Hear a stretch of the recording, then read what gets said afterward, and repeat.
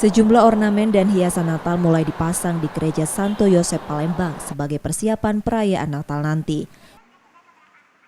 Hiduplah sebagai sahabat bagi semua orang menjadi tema Natal tahun ini dengan rangkaian kegiatan rohani seperti novena, pengakuan dosa, dan misa. Perayaan Natal baru akan dimulai pada malam Natal 24 Desember nanti. Natal kali ini diharapkan dapat dimaknai sebagai satu kesatuan dan menambah kedekatan umat dengan kehadiran Yesus.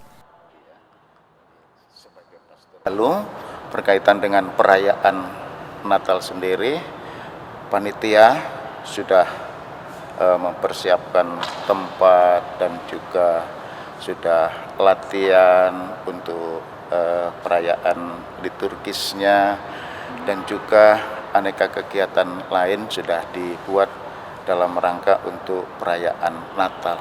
Dan diperkirakan yang akan mengikuti perayaan Natal, khususnya malam Natal di Paroki Santo Yosep ini sekitar 3.500 sampai 4.000 umat.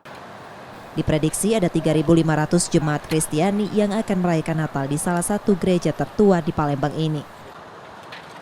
Reski Oktora, Muklas Diferensial, Kompas TV Palembang.